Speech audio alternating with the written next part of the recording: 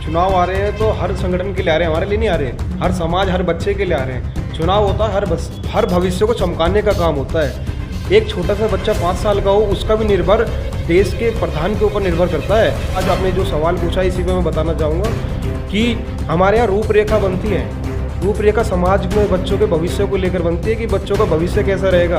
हम योजना बनाएंगे, पहले घर का प्रधान, फिर गली का प्रधान और समाज का प्रधान से उभरते उभरते एक देश का प्रधान बना जाता है। आज वर्तमान में नरेंद्र भाई मोदी जी जो वर्तमान में देश के प्रधान बन के बैठे हैं, वो ऐसे ही नहीं बैठे। उन्होंने कई माताओं बहनों का आंचल दामन थामा है, कई माताओं बहनों ने उनके साथ दिया है, उन्होंने कई माताओं बहनों का साथ दिया है। आज वो जब जाकर देश के प्रधान बने हैं और कार्यकर्ता हमारे परिवार सदस्य, चाहे वो छोटा हो बड़ा हो।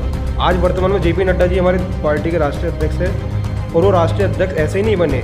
हमारे दादाजी बताते हैं, एक समय होता जब पुराने किले के पास में JP नड्डा जी संगठन का काम करते थे, विद्यार्थी परिषद से उभर के आज राष्ट्रीय अध्यक्ष बने।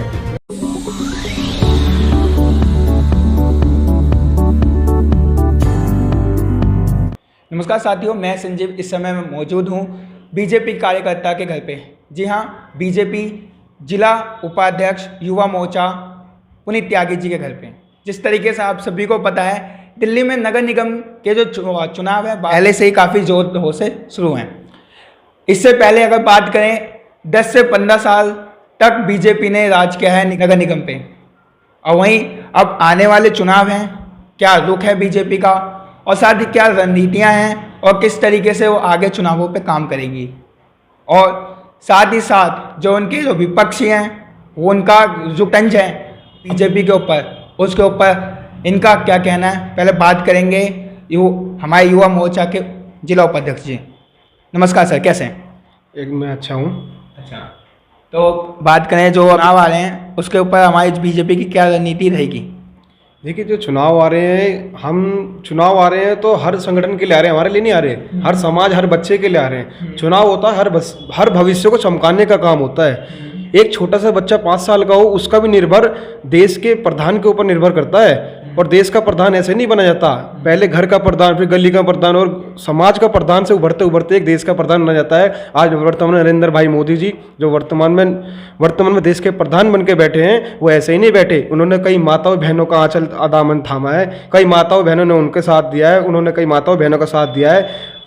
आज वो जब जाके देश के प्रधान बने हैं। और वर्तमान में रही बात चुनाव की, तो चुनाव बहुत अच्छी तैयारी चल रही है। हर बच्चे की जुबान पर, हर गली चौराहे पर एक ही नाम है, जय भाजपा तय भाजपा।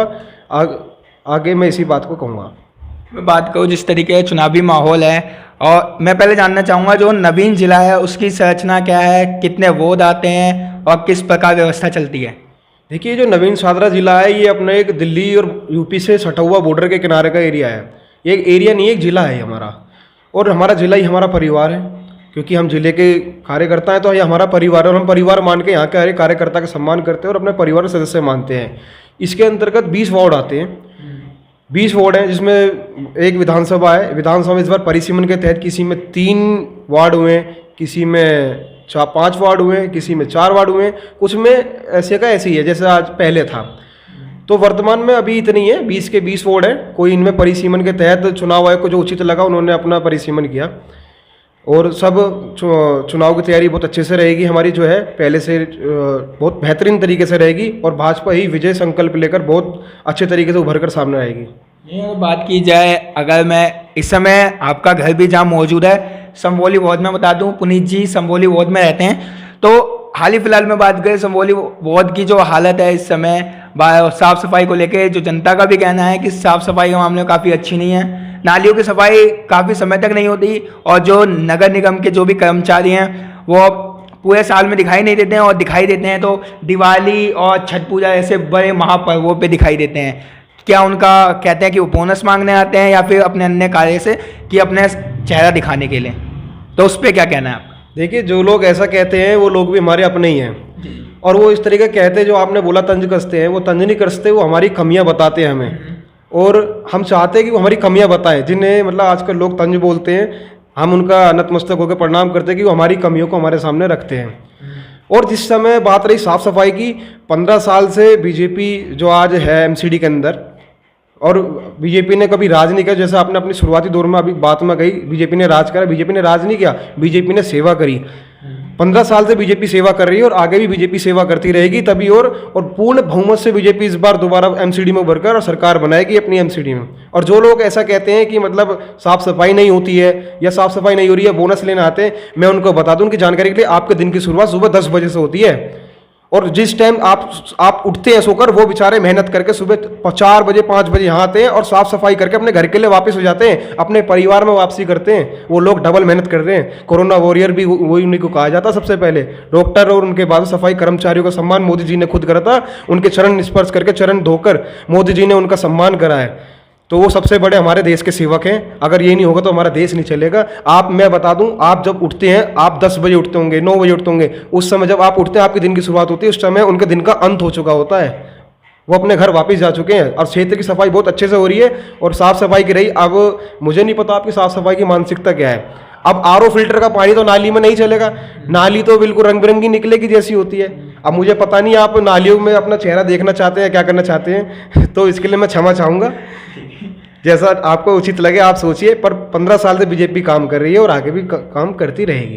तो चुनावी माहौल है, चुनावी जो दंका है वो बच चुका है, तो इसको लेके फ्यूचर जो प्लान्स होते हैं एक पार्टी के, एक राजनीतिक दल के, तो उस पर बीजेपी का क्या सोचना है कि आगे चुनावी रणनीतियाँ क्या रहेंगी और साथ ही आने वाले जो प्रत्याशी होंगे वो किस बिहाफ पे उतारे जाएंगे और क्या काम किया जाएगा आगे।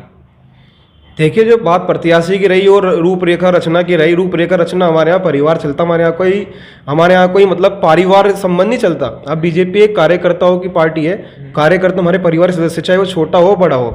आज वर्तमान में जेपी नड्डा जी हमारे पार्टी के राष्ट्रीय अध्यक्ष है और वो राष्ट्रीय अध्यक्ष ऐसे ही नहीं बने। हमारे दादाजी बताते हैं, एक समय होता जब पुराने किले के पास में जेपी नड्डा जी संगठन का काम करते थे, विद्यार्थी परिषद से उभर के वहाँ राष्ट्रीय अध्यक्ष बने।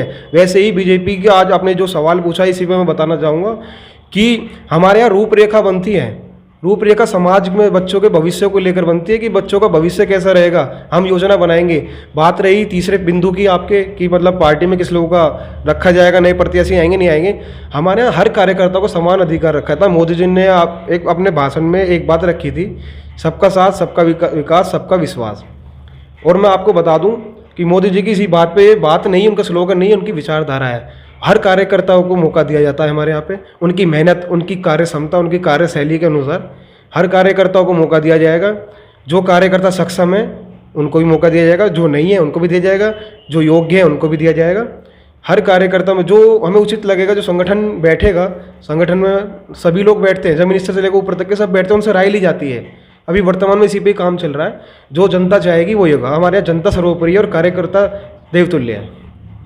तो वहीं अगर बात करें, आपसे मेरा आखिरी प्रश्न ये है कि जितने भी आपके विपक्षी हैं उनका तंज है बहुत बड़ा कि बैलेट पेपर से चुनाव होते हैं, वहाँ पे जो बीजेपी है 0 लेवल पे आती है और जहाँ ईवीएम मशीन के द्वारा जहाँ पे चुनाव होते हैं वहाँ एकदम प्रथम स्थान पर आती है।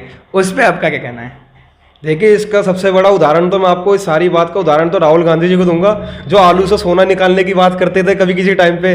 आज वो बात उनकी नई नई तरीके की बात आती है। अब ये देखा जाए ईवीएम मशीन को लेकर, एक बार राहुल गांधी जी गए थे, उसकी लाइव वीडियोग्राफी भी आज के टाइम में सोशल मीडिया पे पड़ी है। उन्होंने कहा था मैं ईवीएम को चेक करना चाहता हूँ, तो चुनाव आयोग ने कहा कि आप आइए, मोस्ट वेलकम। तो जब राहुल गांधी जी कांग्रेस का बटन दबाने के लिए गए तो उसमें से एक स्लिप निकली। वो स्लिप उन्होंने जब कांग्रेस का बटन दबाया, स्लिप निकली, उस पर कांग्रेस ही था, उस पर कोई भाजपा नहीं था। और जब उस वोटिंग मशीन की सब पूरी चेकिंग हुई तो उसमें वोटिंग मशीन सही पाई गई जांच पड़ताल में। तो ऐसा तो लोग तंज कसते रहते हैं। मैंने अपनी बात बोली, आप हमारा तंज कसिए, कमियां निकालिए, हम उस कमियों को दूर करेंगे जब भी तो निखरेंगे। एक कार्यकर्ता भाजपा का या कोई समाज का कब उभरता है? जब उसकी कमियां निकाली जाती हैं। हर व्यक्ति के अंदर कमियां हैं, आप निकालिए। आप ईवीएम को लेकर निकालिए, कैसे निकालिए? आज भाजपा जो विश्व की सबसे बड़ी पार्टी बनकर बैठी है, वैसे नहीं बैठी। हर घर में भाजपा का झंडा है, हर घर में भाजपा के नाम का परचम है, वो ऐसे ही नहीं है।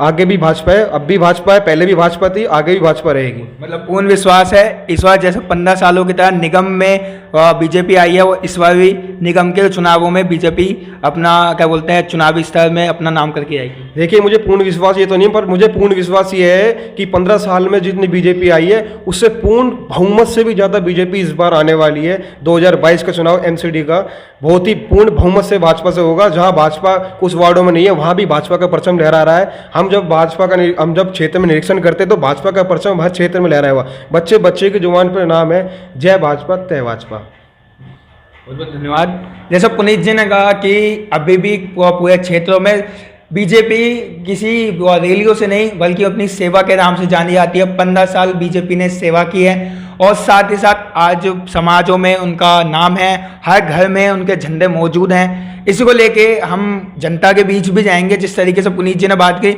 उन बात का जो तथ्य हैं वो हम निकालने का प्रयास करेंगे जनता से।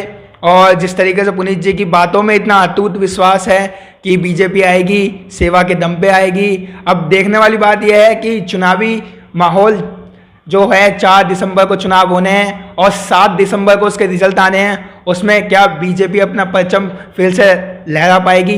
पुनीत जी के हिसाब से वो पिछली बार से भी ज़्यादा अपना नाम करके जाएगी। ऐसे ही हमारे साथ बने रहें और देखना ना भूलें वोट के चुनाव। कैमरा पर्सन नितिन के साथ मैं संजीव, यूथ मीडिया टाइम्स।